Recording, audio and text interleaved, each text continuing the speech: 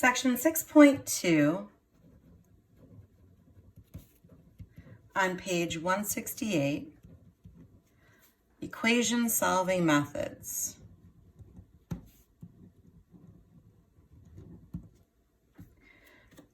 So it says on page 168 that section 6.1 introduces the basic procedure for solving first-degree equations.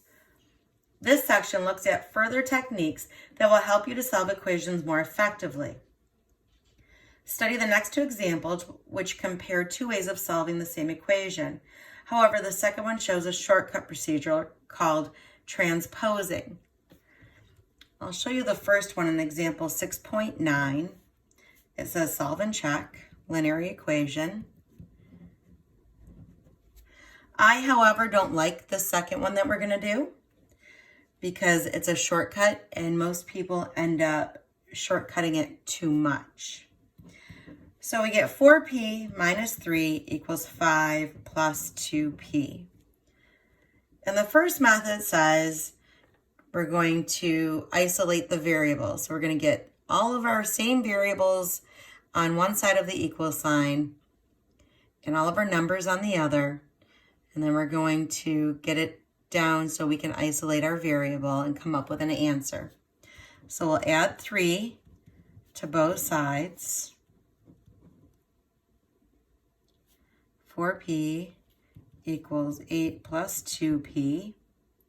Then we'll subtract 2p from both sides. And you'll have 2p equals 8. And we're multiplying 2 times p, so we'll divide. We'll do the inverse. And we'll come up with p equals 4. Now, we'll check to make sure we have that answer. But what they tell us in example 6.10. They want us to transpose terms. On page 169, they give us the rule. And the rule says, a term in an equation may be moved from one side to the other by changing the sign of the term. So we're going to use the same problem and use this. So the first step that we did here was add 3 to both sides.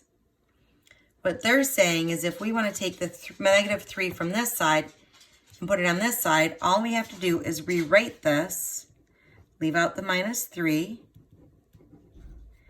and add 3 to this side. So you change the side and put sign and put it on this side. Next step would be take this plus 5, change the sign, make it a minus 5, and put it on this side. So 4p minus 5 equals 2p plus 3. That's not actually what we want to do. Skip that step. What we're going to do is put the 2p on this side. So we take a positive 2p, switch the sign, make it a negative, and put it on this side. So 4p minus 2p equals 5 plus 3. So now we have 2p equals 8. We isolate our variable, p equals 4. Now we want to check that p equals 4. So we put p and 4 in the place of p.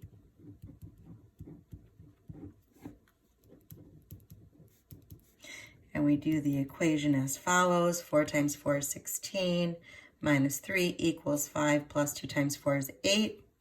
16 minus 3 is 13. 5 plus 8 is 13. 13 equals 13.